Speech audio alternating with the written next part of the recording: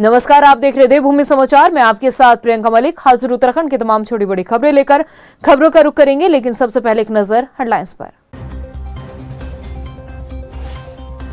प्रधानमंत्री आवास योजना के तहत लाभार्थियों को मिला सपनों का घर। प्रदेश के 1983 लोगों को आवंटित किए आवास।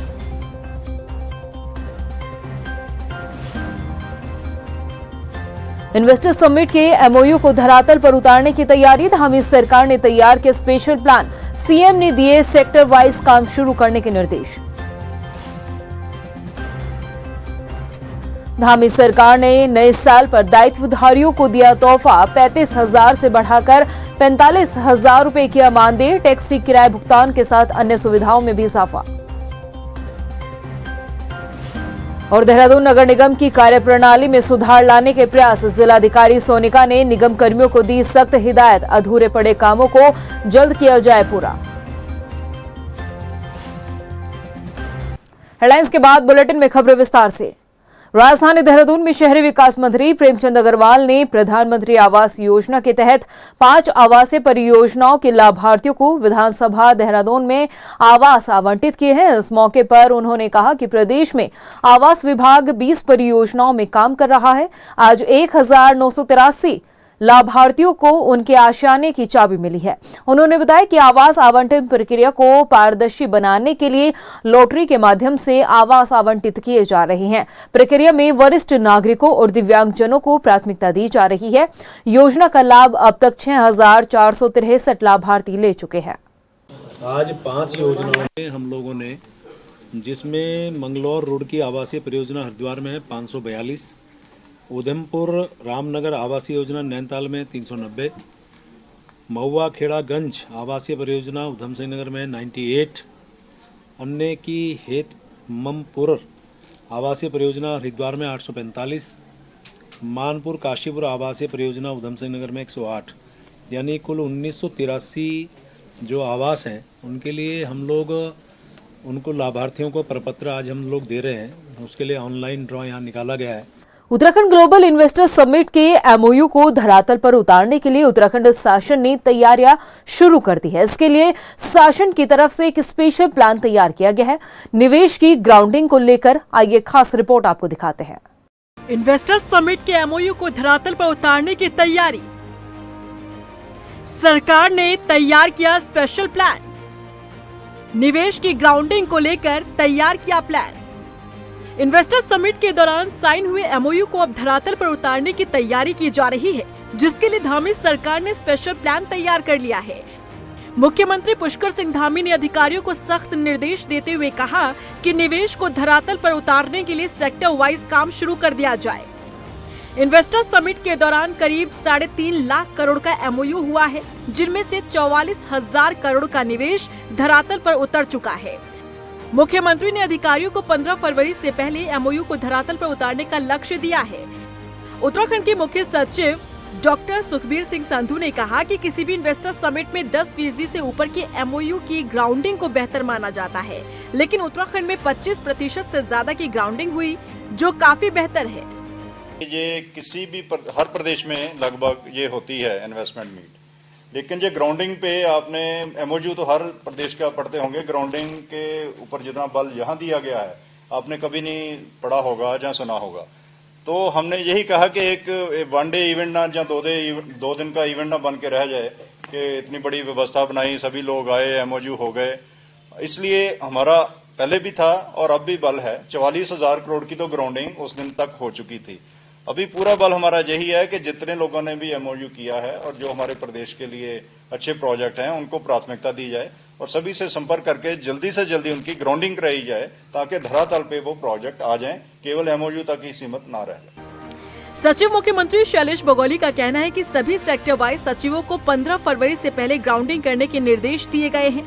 निवेशकों को सिंगल विंडो सिस्टम से अगर किसी भी तरह की दिक्कत होती है तो उसके लिए निवेश मित्र उनकी सहायता करेंगे।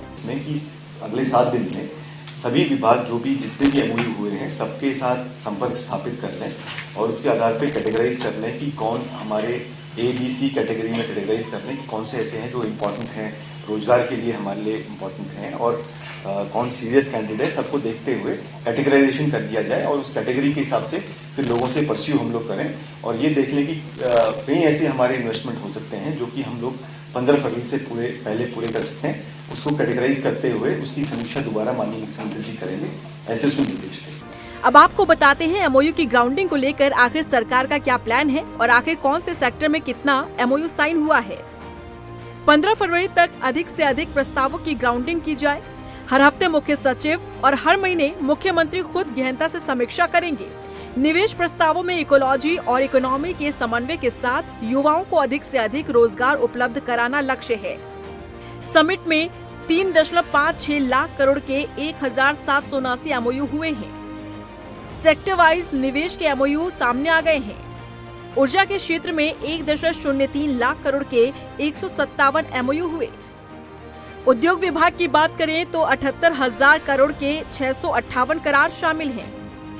पर्यटन के क्षेत्र में 47,646 करोड़ के 437 एमओयू हुए। उद्यान एवं खाद्य प्रसंस्करण के क्षेत्र में 19,260 करोड़ के 175 एमओयू हुए। आवास एवं नगर विकास के क्षेत्र में 41,947 करोड़ के 62 एमओयू हुए। स्वास्थ्य एवं पर्यावरण के क्षेत्र में 25,785 करोड़ के 39 एमओयू हुए हैं। वहीं आयुष एवं वेलनेस के क्षेत्र में 17,058 करोड़ के 77 करार शामिल हैं। राज्य में निवेशकों की सुविधा के लिए यूके स्पाइस का गठन किया जा रहा है। धामी सरकार ने इन्वेस्टर समिट में एमओयू को लेकर जो लक्ष्य तय किया था, असल में लक्ष्य से आगे बढ़कर एमओयू साइन हुए। अब इन्हें धरातल पर लाने के लिए प्रोसेस शुरू किया गया है। उत्तराखंड में मूल निवास का मुद्दा गरमाया हुआ है, तो वहीं कैबिनेट मंत्री प्रेमचंद अग्रवाल का कहना है कि प्रदेश सरकार ने मूल निवास को लेकर कमेटी का गठन किया है और जन भावनाओं के अनुरूप सरकार जल्द ही इस पर कोई फैसला लेगी। मेरा ऐसा मानना है कि हमारे जो सीएस रहे सुभाष कुमार जी, उनकी अध्यक्षता में इन सभी बिंदुओं के लिए एक बार समिति बनी थी, रिपोर्ट आई थी। उन सब के बावजूद अभी माननीय मुख्यमंत्री जी ने हमारी जो एसीएस है राधा तुड़ी जी और उनके साथ 5 लोगों को जोड़ा है, समिति गठित की है, जिसमें कहा गया है कि वो इस प्रकार के तमाम चीज़ों पे वो अपनी रिपोर्ट दे। और निश्चित रूप से जैसा माननीय मुख्यमंत्री जी ने भी कहा है, मैं अपनी सरकार की ओर से आपको कहना चाह रहा हूँ कि हमारे लिए उत्तराखंड और उत्तराखंड वासियों का हित सर्वोपरि है। ऐसे में ये सरकार, माननीय धामी जी की सरकार काम कर रही है। हल्द्वानी में उत्तराखंड मुक्त विश्वविद्यालय के 8वें दीक्षांत समारोह में मुख्यमंत्री पुष्कर सिंह धामी, राज्यपाल रिटायर्ड लेफ्टिनेंट गुरमीत सिंह और उच्च शिक्षा मंत्री डॉक्टर धन सिंह रावत ने शिरकत की। इस दौरान सीएम धामी ने मुक्त विश्वविद्यालय के आवासीय भवन का शिलान्यास भी किया। उत्तराखंड मुक्त विश्वविद्यालय के इस साल 15,417 छात्रों को डिग्री दी गई, जिसमें 5 छात्रों को पीएचडी की उपाधि और 2 छात्रों को कुलाधिपति स्वर्ण पदक से नवाजा गया है। वहीं 16 छात्रों को स्नातकोत्तर स्वर्ण पदक भी दिए गए, साथ ही 5 छात्रों को स्नातक स्वर्ण पदक दिए गए हैं। आज सबसे ज़्यादा खुशी इस बात की है कि 15,417 हमारे छात्र छात्राओं को आज उपाधि मिली है। आज उनको गोल्ड मेडल, पीएचडी से अवार्ड भी दिया है। और आज एक बार फिर अत्यंत खुशी मिली है कि आज हमारी बेटियों ने फिर अपना नंबर मारा है। उनकी जो सफलता है उससे बहुत ही खुशी होती है। अब हमने 3 बड़े निर्णय किए हैं शिक्षा में। पहला निर्णय क्या है कि अब प्रत्येक बच्चे को डिग्री जो है डिजी लॉकर से दी जाएगी। दूसरा यह है कि दूरस्थ शिक्षा में जो भी बच्चे एडमिशन लेंगे उनको किताबें निःशुल्क दी जाएंगी। तीसरा यह है कि अब हर विश्वविद्यालय में हम जो कॉपियाँ चेक होते हैं या अब केंद्रीय मूल्यांकन करवाया जाएगा और 20-20 करोड़ रुपये हम प्रत्येक विश्वविद्यालय के लिए दे रहे हैं, ताकि वो वहाँ एक सेंटर बनाएंगे कॉपी चेक करने के लिए। हमारे असिस्टेंट प्रोफेसर, विभागाध्यक्ष सब लोग उसमें आएंगे। धामी सरकार ने दायित्वधारियों को नए साल का तोहफा दिया है। दायित्वधारियों को हर महीने मिलने वाले मानदेय में अच्छी खासी बढ़ोतरी के साथ ही टैक्सी की सुविधा के लिए भी उनके किराए में बढ़ोतरी कर दी गई है। ये रिपोर्ट देखिए। धामी सरकार में दायित्वधारियों की बल्ले बल्ले। दायित्वधारियों को मिला नए साल का तोहफा। 35,000 से बढ़ाकर 45,000 रुपए किया मानदेय। टैक्सी के लिए 60,000 से बढ़ाकर 80,000 रुपए। उत्तराखंड की धामी सरकार में दायित्वधारियों की बल्ले बल्ले हो गई है। नए साल पर धामी सरकार ने दायित्वधारियों को तोहफा दिया है। हर महीने इन्हें मिलने वाले मानदेय में बढ़ोतरी की गई है। 35,000 रुपए से बढ़ाकर 45,000 रुपए कर दिया गया है। वहीं टैक्सी के भुगतान के लिए अब तक 60,000 रुपए मिलते थे, इसमें 20,000 की बढ़ोतरी करते हुए 80,000 रुपए कर दिए गए हैं। शासनादेश के मुताबिक दायित्वधारियों के लिए सरकारी वाहन उपलब्ध न होने पर वो टैक्सी किराए पर ले सकते हैं। अभी तक टैक्सी का किराया हर महीने 60,000 रुपए तय था, जिसे 80,000 रुपए प्रतिमाह कर दिया गया है। इस मासिक किराए में वाहन के साथ साथ वाहन चालक, वाहन की देखरेख, पेट्रोल डीजल का खर्च भी शामिल है। यदि दायित्वधारी अपनी गाड़ी का प्रयोग करते हैं तो उन्हें 40,000 रुपए प्रतिमाह भुगतान होगा। इसके अलावा दायित्वधारियों को कई तरह की सुविधा भी मिलती है। कार्यालय से आवासीय भत्ता अधिकतम 25,000 रुपए प्रतिमाह मिलता है। यदि सरकारी दफ्तर है तो कार्यालय भत्ता अधिकतम 10,000 रुपए, आवास भत्ता अधिकतम 15,000 रुपए, टेलीफोन के लिए हर महीने 2,000 रुपए, स्टाफ के लिए 15,000 रुपए, चपरासी के लिए 12,000 रुपए, रेल द्वारा यात्रा करने पर उच्चतम श्रेणी में 1 बर्थ और 1 महीने में 2 बार हवाई यात्रा का भत्ता मिलता है। यात्राओं के दौरान सरकारी गेस्ट हाउस में निःशुल्क ठहरने की सुविधा मिलती है। यानी कि सरकार में दायित्वधारियों के पास सभी सुख सुविधाएं हैं। ऐसे में मानदेय में बढ़ोतरी कर दायित्वधारियों की बल्ले बल्ले हो गई है। देहरादून नगर निगम में प्रशासक का कार्यभार संभालने के बाद जिलाधिकारी सोनिका ने नगर निगम की कार्यप्रणाली में सुधार लाने के लिए निर्देश दिए हैं। पिछले दिनों डीएम सोनिका ने नगर निगम कार्यालय में छापेमारी की थी, जिसमें 13 अधिकारी और कर्मचारी अपनी सीट से नदारद मिले थे। डीएम ने सभी को हिदायत देकर आगे लापरवाही न बरतने के निर्देश दिए थे। अब जिलाधिकारी ने कहा है कि नगर निगम की ओर से जितने भी कार्य पेंडिंग पड़े हैं उन सभी को जल्द से जल्द पूरा कर लिया जाएगा। वहाँ पे मैं गई थी तो कुछ लोग अनुपस्थित थे, करीबन 12 से 13 लोग अनुपस्थित थे और उन्हीं उसी के क्रम में उनकी जो सीएल काट ली गई थी और क्लियर इंस्ट्रक्शन है कि समय से आए और उपस्थित रहें अपनी सीट्स पे। और अब जो है उसमें काफी सुधार भी आया है। मसूरी में सांस्कृतिक शोभा यात्रा के साथ विंटर लाइन कार्निवाल का आगाज हो चुका है। शोभा यात्रा में अलग अलग सांस्कृतिक कार्यक्रम प्रस्तुत किए गए। इसके साथ ही शोभा यात्रा लैंढोर सर्वे मैदान से लाइब्रेरी चौक तक निकाली गई। मसूरी होटल एसोसिएशन अध्यक्ष संजय अग्रवाल ने बताया है कि विंटर कार्निवाल का आयोजन पर्यटकों को आकर्षित करता है। इसके साथ ही जो व्यापारी हैं उनको भी फायदा मिलता है। इसके अलावा मसूरी उप जिलाधिकारी डॉक्टर दीपक सैनी ने कहा कि प्रशासन द्वारा कार्निवाल को सफल बनाने के प्रयास किए जा रहे हैं। जी बिल्कुल, आप देख रहे हैं कि हमारा जो है सांस्कृतिक कार्यक्रम जो हमारी शोभा यात्रा है उसकी तैयारी हो गई है। हमारे कल्चरल ग्रुप्स यहाँ पर असेंबल हो गए हैं सर्वे फील्ड में और यहाँ से शोभा यात्रा भी कुछ देर में स्टार्ट होगी। और हमारे यहाँ की एक सेलिब्रिटी हैं विशाल भारद्वाज जी, उनके द्वारा इसको फ्लैग ऑफ किया जाएगा और फ्लैग ऑफ होने के बाद ये यात्रा जो है मॉल रोड होते हुए लैंडोर से मॉल रोड होते हुए लाइब्रेरी चौक पर जाकर खत्म होगी। और वहाँ पर जो है माननीय मंत्रीगण हैं, हमारे जो अतिथिगण हैं, प्रभारी मंत्री जी श्री सुबोध नियाल जी और हमारे अपने जो हैं मंत्री जी आदरणीय गणेश जोशी जी, ये दोनों हमारे अतिथिगण हैं। क्या आप जानते हैं जितनी तेजी से टेक्नोलॉजी बढ़ रहा है उतनी ही तेजी के साथ साइबर अपराध के मामले लगातार बढ़ते जा रहे हैं।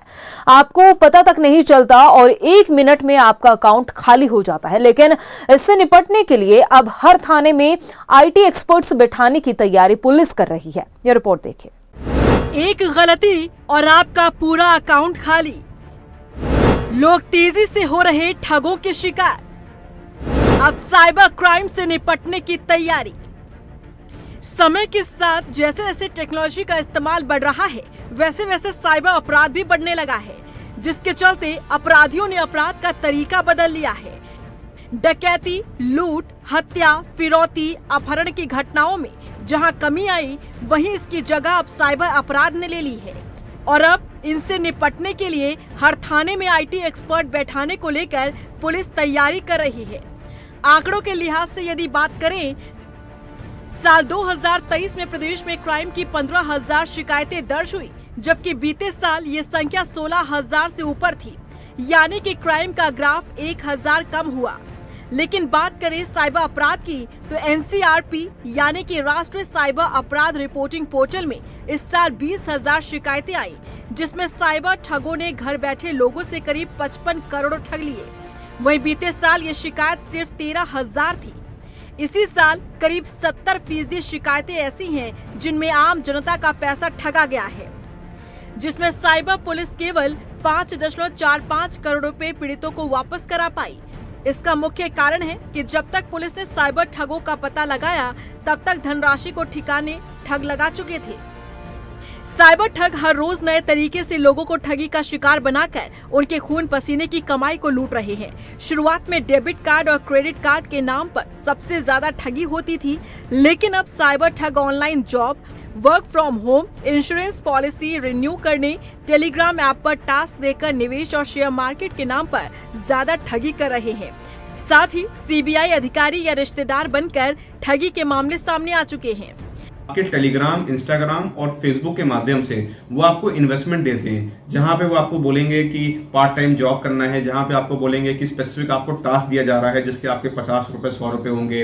वो छोटे छोटे काम हो सकते हैं। उदाहरण के तौर पे आपको यूट्यूब पे लाइक करना है, सब्सक्राइब करना है, आपको गूगल रिव्यूज देने हैं। तो ऐसे छोटे छोटे काम के लिए वो आपको 50 रुपए 100 रुपए का प्रलोभन लालच देते हैं। इसके बाद संबंधित व्यक्ति जो होता है उस लालच में फंस करके वो अपने स्क्रीनशॉट शेयर कर देता है कि उदाहरण के तौर पे मैंने कोई गूगल रिव्यू किया, मैंने कोई यूट्यूब पे लाइक सब्सक्राइब किया, तो उसका स्क्रीनशॉट मैं सामने वाले ठग को दे देता हूं। उसी स्क्रीनशॉट के माध्यम से वो अन्य लोगों के साथ वो स्क्रीनशॉट शेयर करके ठगी करते हैं। साइबर ठग फर्जी वेबसाइट तैयार कर खुद को नामी कंपनी के कर्मचारी और अधिकारी बताते हुए ऑनलाइन जॉब कर लाभ कमाने की बात कहते हुए लोगों के साथ धड़ल्ले से पैसे ऐंठ रहे हैं।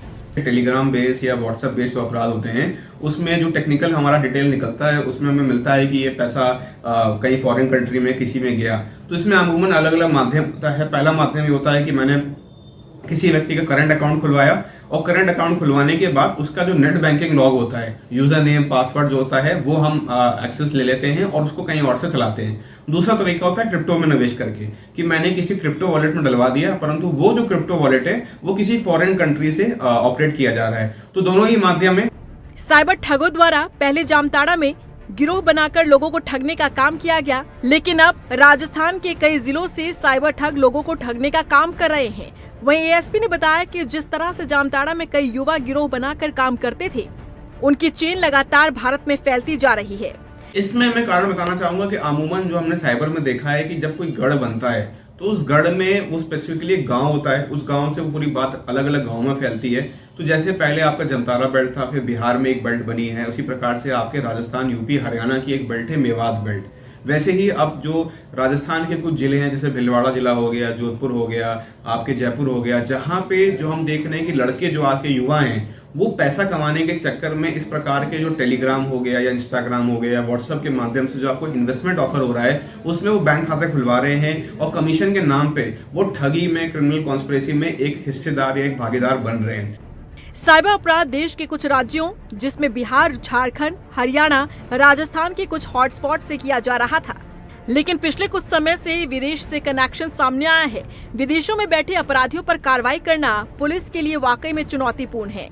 वहीं लक्सर में किसान गन्ना समर्थन मूल्य घोषित किए जाने की मांग को लेकर किसान धरने पर बैठे। नाराज किसानों ने अब गन्ना समिति में तालाबंदी और चक्का जाम करने की चेतावनी दी है। उधर गन्ना समिति के अध्यक्ष ने गन्ना समिति में तालाबंदी के फैसले को गलत ठहराया। जितेंद्र चौधरी ने कहा है कि किसानों को बैठकर बात का समाधान निकालना चाहिए। 20 तारीख से शुरू हुआ, आज 8वां दिन है और कोई शासन प्रशासन का आदमी यहाँ से नहीं आया। और हम जो हमारी सबसे मेन मांग है गन्ना मूल्य घोषित करना इन्हें जल्दी से जल्दी चाहिए। अभी आपदा आई, पूरा क्षेत्र हरिद्वार आपदा में खत्म हो गया और जो प्रभावी आदमी अभी ना जो गरीब आदमी, गरीब किसान है, उनका कोई चेक नहीं, और जो प्रभावी आदमी उनके साथ मिल लिए, कुछ पैसे दे दिए इधर उधर और उनके चेक बना दिए। तो जल्दी से जल्दी गन्ना मूल्य, क्योंकि गन्ना बिल्कुल थोड़ा रह गया। तो हमारी जो समिति है किसानों के लिए, किसानों के हित की है, ये किसानों का काम होता है। समिति में पर्चियाँ जाती हैं, यहाँ से सब जाता है, खाद जाता है, डाई वगैरह, कीटनाशक दवाइयाँ जाती है, यहाँ पर सब काम किसानों के लिए होता है और समिति किसानों की है, किसानों के हित में कार्य करती है। लेकिन ये तालाबंदी करने वाला कोई इसका हल नहीं होता है कि ये हल है। यहाँ तो किसानों का नुकसान उल्टा हो जाएगा और जो इन्हें करना है सरकार में जाए, हम भी इनके साथ हैं और हम भी सरकार से गुजारिश कर रहे हैं कि जल्दी से जल्दी गन्ना रेट घोषित कर दें। वहीं रुड़की के लंढोरा में विवादित जमीन को लेकर पूर्व विधायक प्रणव सिंह चैंपियन ने अपनी सफाई पेश की है। प्रणव सिंह ने विवादित जमीन को अपने पुरखों की बताते हुए जमीन से जुड़े दस्तावेज दिखाए। प्रणव सिंह ने आरोप लगाया है कि भूमाफिया ने पटवारी और कानूनगों की मदद से उनकी जमीन को अपने नाम करवा लिया है। मामला है कि हमारी जो पुश्तैनी ज़मीन है उस पर धोखाधड़ी से कुछ लोग कब्जा करने की कुचेष्टा कर रहे हैं, जिसको इंशाल्लाह नाकाम कर दिया गया है। उनके खिलाफ दस्तावेज निकाल लिए हैं। कैसे पटवारी और कानूनगों से मिली भगत करके उन लोगों ने गलत रिपोर्ट दी है, विरोधाभासी रिपोर्ट कानूनगों ने दी है, और इसका मैं क्रिमिनल संज्ञान और राजस्व का संज्ञान लेकर के मुकदमा दर्ज कर रहा हूं, जो कि इसमें जेल भी जाएंगे ये, और इनका नाम भी खारिज होगा और वो संपत्ति हमारी हमारे नाम आएगी। राजधानी देहरादून में बाघ ने एक 4 साल के बच्चे को अपना शिकार बनाया है, जिसके बाद वन विभाग में खलबली मची हुई है। उधर प्रमुख वन संरक्षक अनूप मलिक का कहना है कि अगर किसी क्षेत्र में कोई आदमखोर बाघ घूम रहा है तो स्थानीय निवासियों को सचेत और जागरूक रहने की जरूरत है। इसमें अवेयरनेस की ज़्यादा ज़रूरत है और यही निर्देश जो है हम जारी भी कर रहे हैं। एडवाइजरी यही है कि जो गांव वनों के किनारे स्थित हैं वहाँ पे विशेषकर गांव के लोगों से ये हिदायत है कि अकेले बाहर ना निकलें, और अगर आवश्यक नहीं है तो शाम के टाइम बाहर बिल्कुल ना निकलें। उधर अल्मोड़ा में प्रांतीय उद्योग व्यापार मंडल ने सदस्यता अभियान शुरू किया है। व्यापार मंडल के जिलाध्यक्ष सुशील शाह ने बताया कि 5 साल से लगातार व्यापार कर रहे व्यापारियों को प्रांतीय उद्योग व्यापार मंडल में शामिल किया जा रहा है। उन्होंने बताया कि अभियान में सरकारी सस्ते गल्ले, शराब और गोश्त फड़ के व्यापारियों के अलावा बाकी सभी को सदस्यता दिलाई जा रही है। नगर व्यापार मंडल के निर्वाचन को लेकर कल से शहर के अंदर व्यापक सदस्यता अभियान शुरू कर रहे हैं। इन 4 साल के अंदर काफी व्यापारी नए भी बने हैं और काफी व्यापारी पुराने चले भी गए होंगे। इन सब के लिए जो है सदस्यता अभियान चलाया जा रहा है, और सदस्यता अभियान संपन्न होने के बाद इसकी स्क्रूटनी करी जाएगी। तब पता चलेगा कि हमारे टोटल कितने मतदाता हैं या व्यापारी हैं।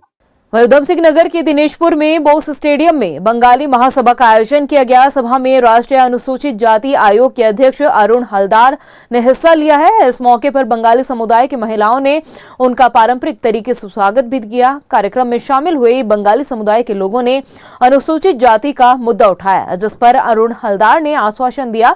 उन्होंने कहा कि विधानसभा से प्रस्ताव को मंजूरी मिलने के बाद बिल को केंद्र में आसानी से पास किया जा सकता है। इसके साथ ही केंद्र से मिले आश्वासन पर बीजेपी विधायक अरविंद पांडे ने भी आभार व्यक्त किया है। मैंने जो उनका पेपर्स मैंने पढ़ा है, इसके अंदर कुछ टेक्निकल मैटर था। सब्जेक्ट का अंदर में इसमें गंभीरता नहीं था। जो सब्जेक्ट को एक कास्ट को ये स्टेट मैटर है।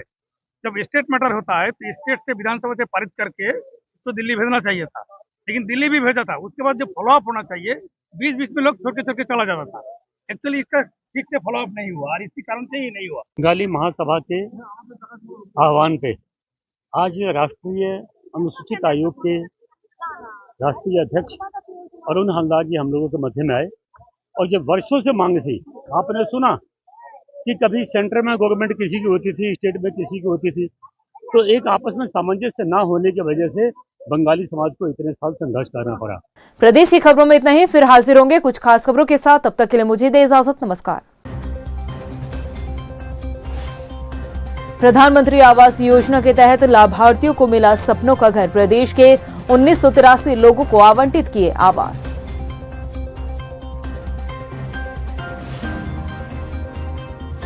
इन्वेस्टर समिट के एमओयू को धरातल पर उतारने की तैयारी। धामी सरकार ने तैयार किया स्पेशल प्लान। सीएम ने दिए सेक्टर वाइज काम शुरू करने के निर्देश।